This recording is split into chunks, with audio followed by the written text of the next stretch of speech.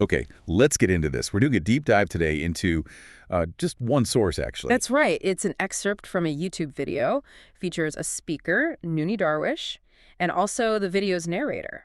And it kicks off with some um, really arresting details, doesn't it? It really does. You hear about kids like reciting poetry where they wish to die as martyrs. Yeah, and then there's this huge claim right near the start that the whole Arab-Israeli conflict is basically a fabrication. And what's interesting, I think, is how this source lays out a very, very specific viewpoint. It's intensely personal. Right. It focuses a lot on, cultural factors, religious ones, the historical context as she saw it, Mm-hmm. and her own experiences, comparing different places, different belief systems she encountered later. Exactly. So our goal here for you listening is pretty straightforward. We want to unpack the main ideas, the claims, the insights from this one source. This source. Yeah, we're not bringing in outside stuff and definitely not taking sides on whether it's, right or wrong. Nope. We're just here to understand what the source itself is saying.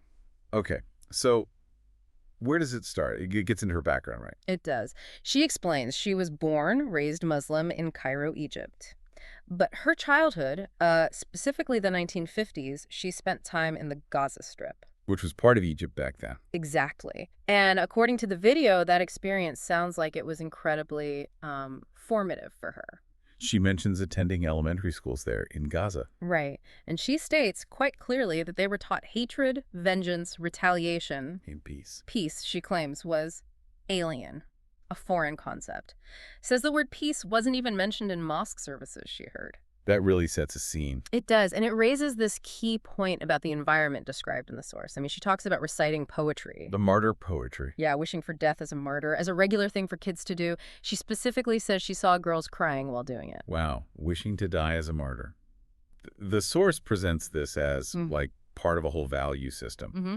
It claims the system was all about either being a victim or being a martyr. Either. Yeah, victim, or you go kill and die as a martyr.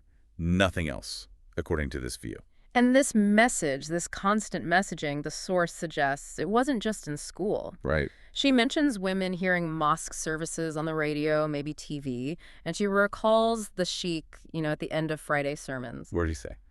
Well, she claims he would curse Jews, infidels, even Christians, non-Muslims generally, calling them enemies of Allah. Goodness. And she reflects on that, saying, growing up hearing cursing as a form of prayer, it can start to feel normal. It makes it hard to see it as not holy. Okay, so that's the personal background, the cultural setting described. Then the source makes a jump to politics, a broader claim. It does. It asserts that 22 Arab countries were actively working together to make Israel's existence impossible. And a big part of that claim, as the source tells it, involves the Arab League. Yes. According to this perspective, the Arab League actually forbade the absorption of, the source calls them the so-called Arab Palestinians. Forbade absorbing them, meaning... Meaning refused to grant them citizenship in any Arab country. And the source gives a reason for that, an explicit reason. It does. The reason given in the source is that the Arab League wanted the Palestinian problem never to be solved, intentionally. Wow. Okay. And UNRWA gets mentioned too, the UN agency. Right.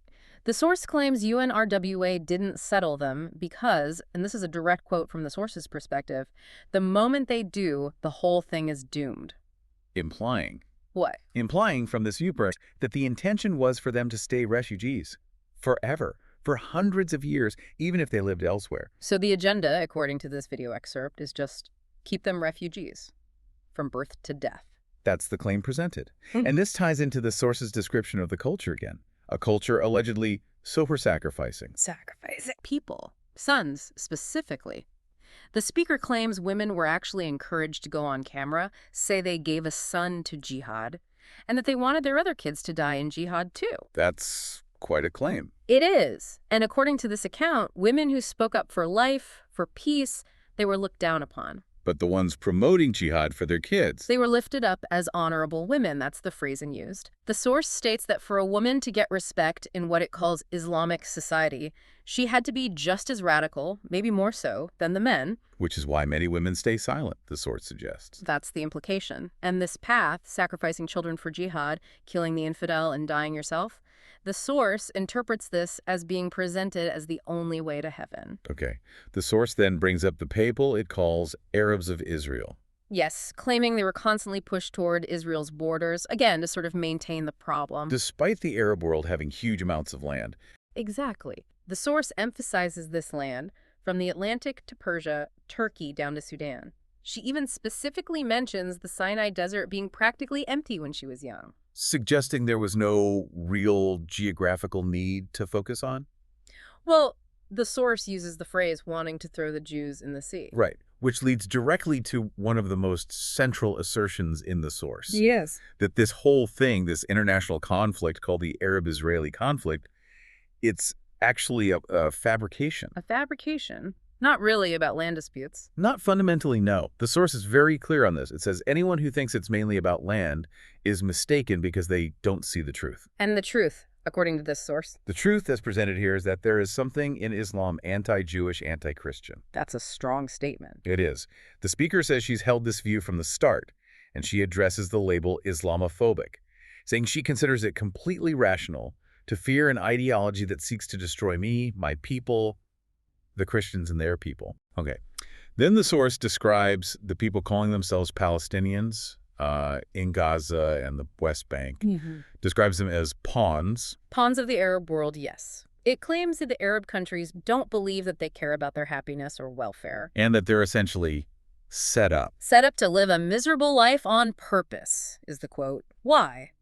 In order to show the world that we're victim. That's the perspective offered. So the source then asks, why don't wealthy Arab countries, like Saudi Arabia or the Gulf states, Right, with all their oil money. why don't they invest there, improve conditions, build good roads, homes, police forces, make it productive? The source claims they could easily do that, but that is not their objective, implying, again from this viewpoint, some kind of hidden objective. And then the criticism shifts towards the West. Yeah. Western culture, Western media. Yeah, sharp criticism for basically failing to understand the situation or maybe being too lazy to compare apples with apples. The apples and apples, what does that mean here? The source asks why Western media compares living conditions in Gaza and the West Bank to Israel, which the source calls apples and oranges, Instead of comparing them to. to other places in the Arab world, where the source claims the standard of living in Gaza and the West Bank is often actually higher. Interesting comparison point. The source also asks why Western media reportedly pressures Israel for concessions for Palestinians. But never asks Arab leaders for concessions for Israelis. That's another point raised. Okay. Now, there's a significant claim about terrorism and occupation. Yes. The idea that blaming terrorism on the occupation, especially after something like 9/11, is presented as a big lie. Why a lie, according to the source? Because the speaker states she lived in Gaza as a child and she personally witnessed terrorism against Israel before the occupation of Gaza and the West Bank even began. So pre-occupation terrorism. Exactly. And according to this source, Arab media itself seems unaware of this or doesn't report it. It also asserts that Arabs claiming terrorism is for freedom or democracy is false because, in the source's view, freedom and democracy don't exist in Arab countries anyway, let alone the West Bank or Gaza. The source feels pretty strongly about this, saying it's too serious to just take all these lies and look the other way. Very strongly. And she emphasizes, based on her own life, how hard it is to figure out the truth if you're only getting information from Arab media and the culture around you, especially living in what she calls an oppressive society. Which contrasts with her later experience. Right. Moving to America in the late 70s, she says it totally changed her life. And out of curiosity, she went to a synagogue and a church. Yeah, expecting, based on her past experience, that they'd be doing the same kind of cursing she claims she heard in her mosque. But she says it was the complete opposite. She describes them praying for everyone, praying for peace on earth, trying to make the world better. A totally different way of thinking, she calls it. Okay. But her experience with religious places in the U.S. wasn't all positive, according to the source. No. She recounts visiting a mosque in Los Angeles. She expected something different, maybe because women were allowed inside. She claims she found anti-Semitism there, too, and was actually advised not to assimilate in America, being told, quote, "We're here to Islamize America." Really? That's her account. She describes the people there as looking down at American culture and society. It made her uncomfortable. Led her to feel there's an agenda here. Yes, and she says she never went back to that mosque. And this experience, the source suggests, made her think more deeply about truth and accusation. Exactly. It prompted her to reflect on, quote, how we could lie and accuse people of something we Arabs know very well we have done ourselves. Hmm. The source really poses it as a question about values. What kind of value system lets a culture or religion lie and accuse enemies of things they know they did? Citing the example of Fedayeen, these irregular armed groups allegedly being funded by Arab oil money. So the claim that the conflict isn't about land gets brought up again. Reiterated strongly.